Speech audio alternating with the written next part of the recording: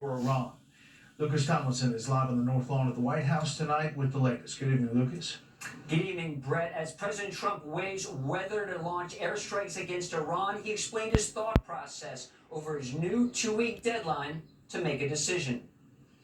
Just time to see whether or not people come to their senses. I would say 2 weeks would be the maximum. President Trump warned Iran was just weeks away from obtaining a nuclear weapon before Israel took action. The president was asked about that assessment. What intelligence do you have that Iran is building a nuclear weapon? Your intelligence community has said they have no evidence that they are at this point. Well, then my intelligence community is wrong. Who in the intelligence community said that? Your director of national intelligence, Tulsi Gabbard. She's wrong. The FBI stepping up its intelligence efforts, increasing its surveillance of potential Iranian and Hezbollah-linked sleeper cells inside the United States. Lawmakers on Capitol Hill are troubled by the Iranian threat here in the United States. We should be very concerned. We have an open society. We had a wide open border, a de facto open border under Joe Biden for 4 years. And millions of people, most of which we didn't know who they were, came across our border. So it would not be that difficult for a nefarious nation state to send operatives via the southern border into the United States. In Geneva, Iran's Foreign Minister Abbas Araghchi met with European counterparts from Britain, France, and Germany without a breakthrough. Iran doesn't want to speak to Europe. They want to speak to us. Europe is not going to be able to help in this one. And moments ago, President Trump's Director of National Intelligence, Tulsi Gabbard, just took to X to post that the media, she says, is being dishonest in its portrayal of her testimony before Congress back in March. She says, quote, President Trump has been clear that can't happen, talking about Iran being weeks away from obtaining a nuclear weapon. She says the intelligence community is on the same page as the president, saying Iran is just weeks away from obtaining enough material for a nuclear weapon and then would have to assemble it. And also moments ago, Brett, we just heard from the Pakistani government saying it has recommended President Trump for a Nobel Peace Prize for, quote, decisive diplomatic intervention during the Pakistani-India conflict. Brett? Lucas Tomlinson live on the North Lawn. Lucas, thanks. Well, talk of diplomacy continues. Weapons are fired from both sides, and they continue to be fired. Senior Foreign Affairs correspondent Greg Palcott is in Tel Aviv tonight with the latest. Good evening, Greg.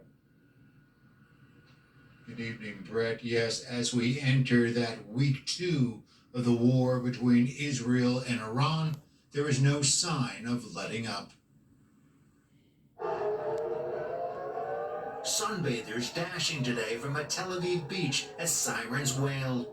Soon after, the sky was filled with anti-missile defenses, chasing Iranian missiles that could someday be nuclear tipped. A reason to fight on. As long as it takes. That's the answer. As long as it takes, because we face an existential danger, a dual existential danger. The biggest hit of the day by Iran was the main northern port of Haifa. Some 20 missiles targeted that location. Authorities say over 20 injured, some seriously. Iranian missiles also targeted southern Israel. In the town of Beersheba, one of the missiles hit a software firm linked to the IDF. There are many military targets in the region. For Iran these days, the best defense is an offense. We are entitled, tasked, and determined to defend our territorial integrity, national sovereignty, and security with all force.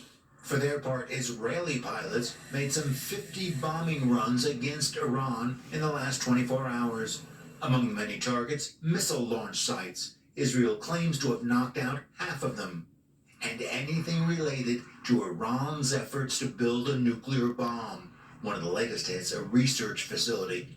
On this, the UN nuclear watchdog chief tells Fox there is unanimity. I think internationally there is a consensus that Iran should not be nuclearly armed. A top Israeli military official saying today theirs is a very complex mission and that it could take a lengthy time to achieve. That is, if they're fighting alone. Brett. Greg Palcott live in Tel Aviv. Greg, thank you. Well, tonight we take a look at Israel's options should President Trump decide not to use the U.S. military in the conflict with Iran. Chief National Security Correspondent Jennifer Griffin reports from the Pentagon. We have quite a few startups and quite a few rabbits up our sleeve, and I don't think that I should get into that. Israel has a number of options to destroy Iran's nuclear enrichment facility in Fordo, buried deep under a mountain south of Tehran. One includes sending elite Israeli Air Force commandos from Unit 5101, known as Shaldag, shown here entering underground tunnels in Gaza. Last September, members of this elite unit surprised the world by entering an underground missile factory used by Iran in Syria. They used the cover of darkness and diversionary airstrikes to enter the secret facility, plant explosives, and destroy the complex. It, like Iran's Fordo, was 300 feet underground. And Shaldag got in, and the place is gone, destroyed. It's not the first time. In 1981, Israel flew a daring mission to bomb Iraq's nuclear reactor at Osirak. Amos Yadlin was one of 8 young Israeli F-16 pilots who carried out the secret attack. We didn't have air refueling at that time. We didn't have GPS. It was dumb bombs, smart pilot, but a very difficult operational mission when Iraq was in a war, so the state of alert was very, very high. More recently, retired Major General Yadlin served as the head of Israel's military intelligence when Israel blew up a suspected Syrian nuclear reactor in 2007. Anybody who wants the war to be over soon, to be finished quickly, have to find a way to deal with Fordo. Those two things that attacking Fordo will escalate the war, in my judgment, it can de-escalate and terminate the war. In 2008, when it was determined that Israeli F-16s could not reach Iran's nuclear sites, Amos Yadlin ordered Mossad to come up with another way to take out Iran's uranium enrichment at Natanz.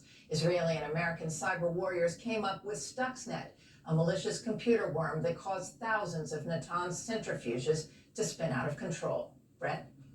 Hey, Jen, what have you learned about additional Navy assets being moved to the region?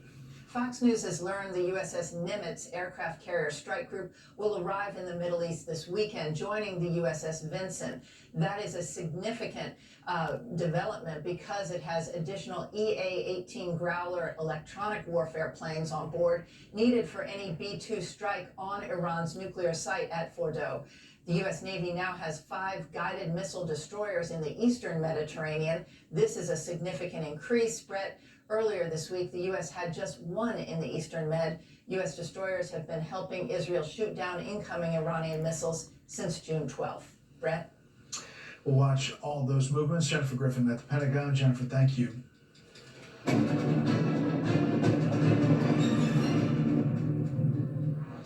Vice President J.D. Vance is in Los Angeles right now. He's visiting troops and law enforcement. As you're looking live there you go. The camera's getting settled.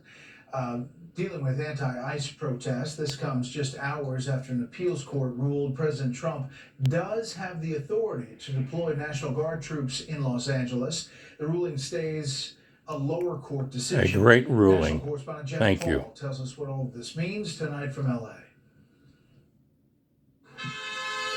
They can stay. That's the message an appellate court is sending, ruling in favor of President Donald Trump's deployment of National Guard troops in Los Angeles. Absolutely. The 3-judge panel of the Ninth Circuit Court of Appeals unanimously agreeing with the government's lawyers that the president was within his authority to take control of the Guard. There were 1,000 violent protesters this past weekend outside the federal building, and it required the National Guard. They were essential to protect that building from the breaches that had occurred the prior weekend.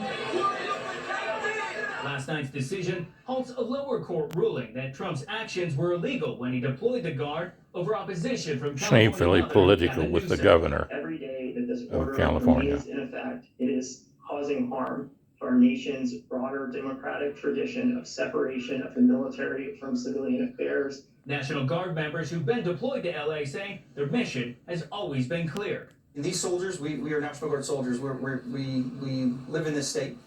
You know, I think peaceful protest is an important part of our society, and we're there just to protect those facilities from any risk and protect these federal law enforcement agencies.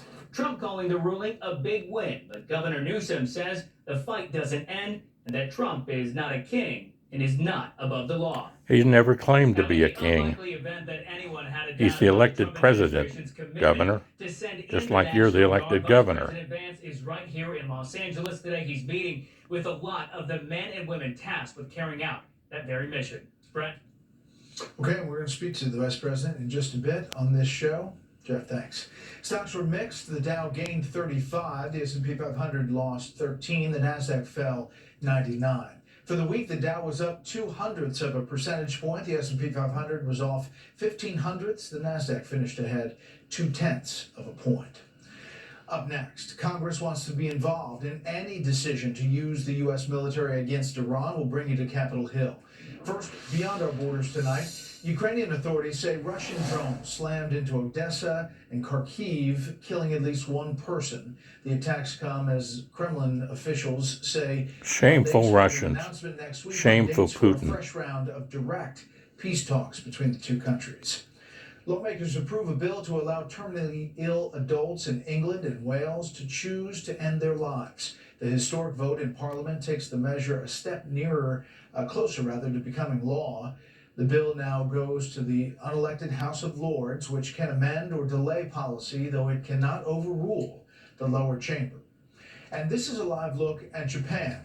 One of the big stories there tonight, Japan's Coast Guard holds a joint exercise with counterparts from the U.S. and the Philippines. This exercise taking place after Japan confirmed that 2 Chinese aircraft carriers had operated together for the first time in the Pacific. Just some of the other stories beyond our borders tonight. We'll be right back.